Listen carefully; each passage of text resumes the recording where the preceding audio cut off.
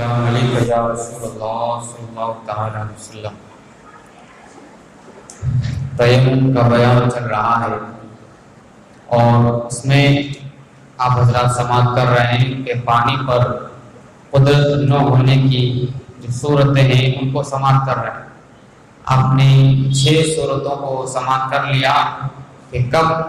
کس حالت میں پانی پر قدرت نہ ہوگی، اس کی صورت کیا ہے، اس کی حالت کیا ہے، وہ آپ نے 6 سماعت کر لیے۔ جو کہ چھٹی یہ تھی کہ پیاس کا خوف ہونا، پیاس کے خوف کی وجہ سے بھی تیمم جائز ہو جاتا ہے، یعنی بہت قلیل پانی ہے کہ اگر اس کو استعمال کر لے گا تو پیاس سے مر جائے گا، اس کا گھوڑا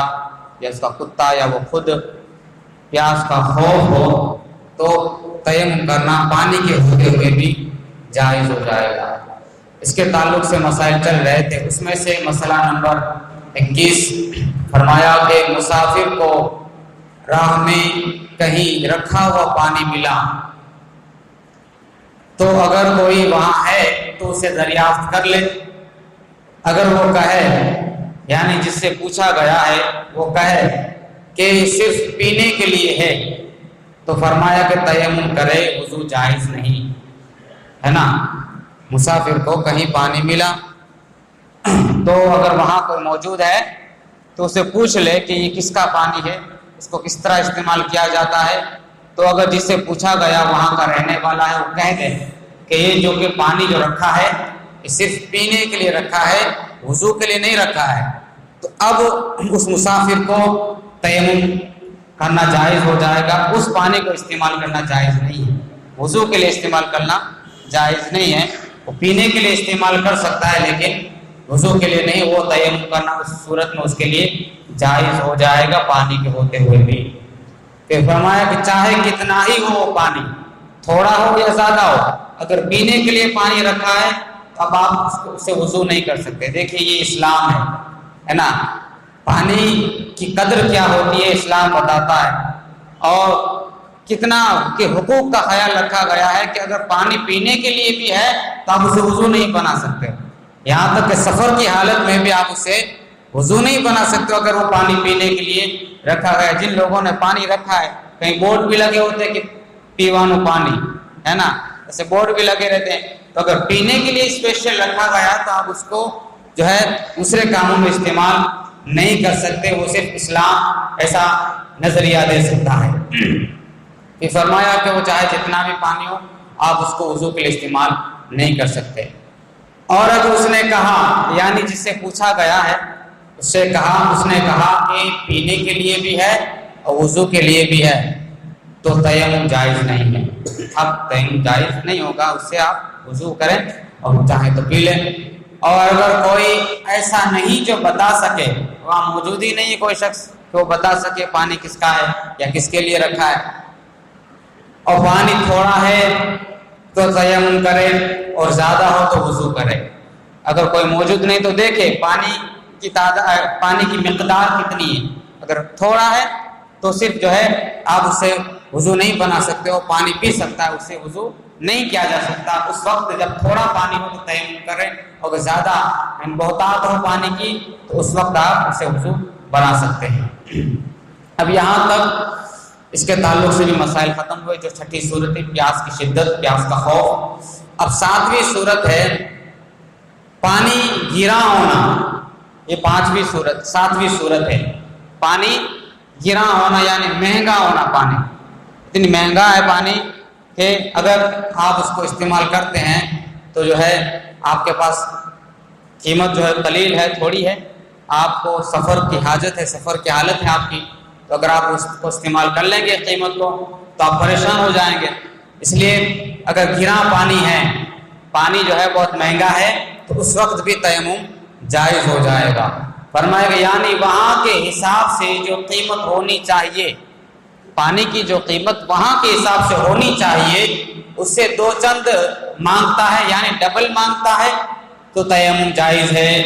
اور اگر قیمت میں اتنا فرق نہیں تو تیمم جائز نہیں۔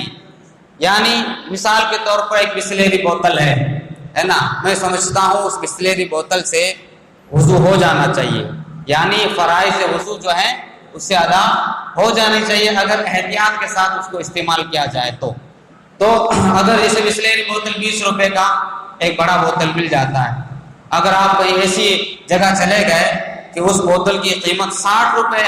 یعنی دو چند ڈبل ہو گئی نا، 20 کی جگہ 60 ہو گئی، ابھی یہ پانی مہنگا ہو گیا، اس کو کہتے ہیں گرا ہونا۔ اگر اس طرح مہنگائی کے ساتھ وہ سامنے والا بیچتا ہے تو آپ کو لینے کی ضرورت نہیں ہے، اس وقت تیمم آپ کے لیے جائز ہو جائے گا۔ اگر دوسرا پانی موجود نہیں ہے، اس وقت کی بات ہے یہ، اگر دوسرا پانی کوئی موجود نہیں ہے اور جو سامنے جس کے پاس پانی ہے وہ جو ہے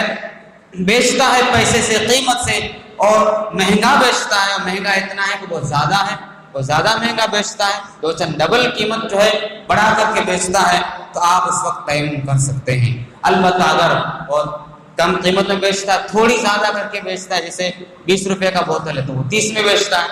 25 میں بیچتا ہے، تو آپ کو اس وقت تیمم جائز نہیں ہوگا، اس وقت آپ کو مول لے کر کے وہ پانی خریدنا پڑے گا، اور پھر جو ہے اس وقت تیمم جائز نہیں ہوگا۔ اس کے تعلق سے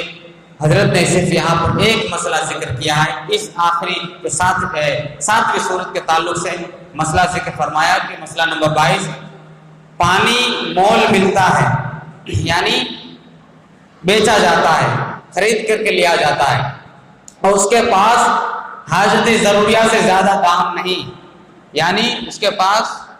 جو ضروری ہے اور اس کو ضرورت پڑ سکتی ہے آگے اتنی قیمت ہے، حاجت ضروریات سے اس کے پاس زیادہ قیمت موجود نہیں ہے، زیادہ پیسہ موجود نہیں ہے، تو فرمایا تیمم جائز ہے، یعنی اس وقت مول لینا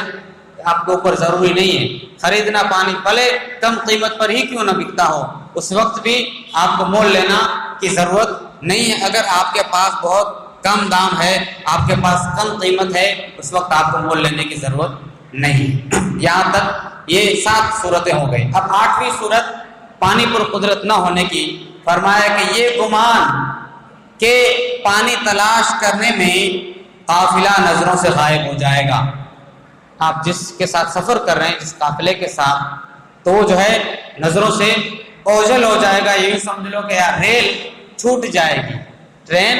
چھوٹ جائے گی، اگر آپ پانی کی تلاش میں نکلے تو ریل گاڑی چھوٹ جائے گی، ہے نا، یا پھر کوئی دوسری سواری جس میں آپ قافلہ جس کے ساتھ آپ سوار ہیں، جو قافلے آپ کے ساتھ ہے وہ قافلہ نکل جائے گا، اگر آپ پانی کے تلاش میں نکل گئے تو اس وقت بھی تیمم جائز ہو جائے گا۔ اور 9ویں صورت ہے کہ یہ گمان کہ وضو یا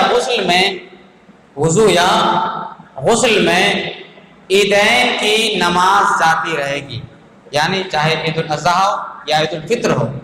اگر آپ وضو کرنے بیٹھتے ہیں یا غسل کرنے بیٹھتے ہیں تو عید کی نماز چلی جائے گی۔ اب چونکہ عید کی نماز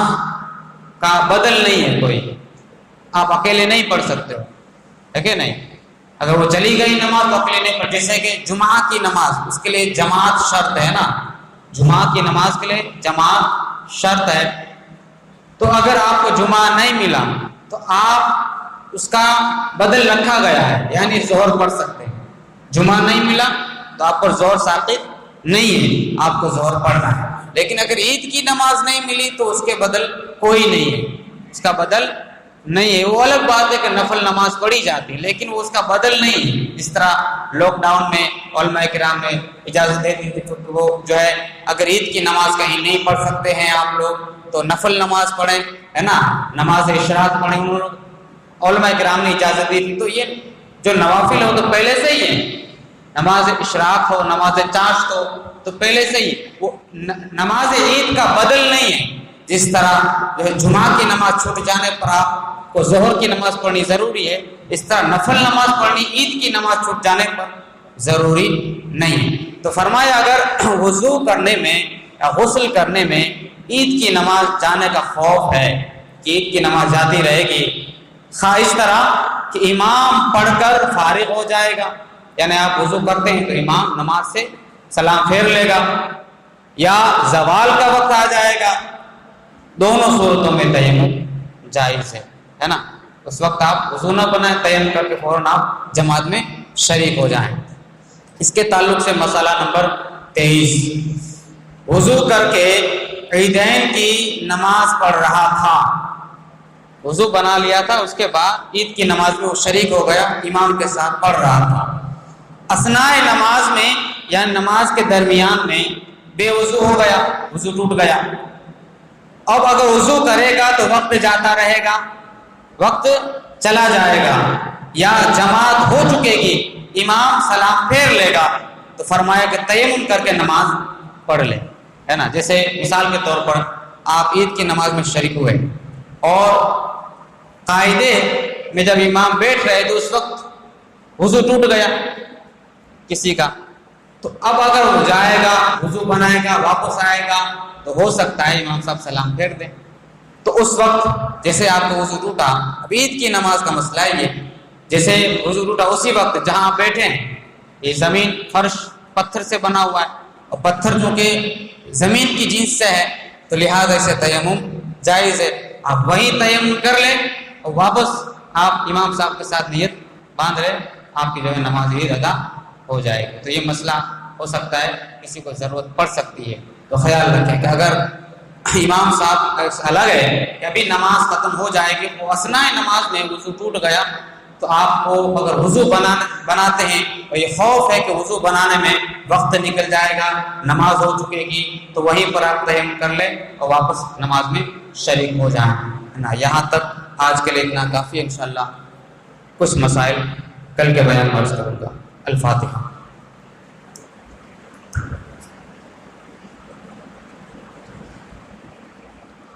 صلی اللہ تعالی وسلم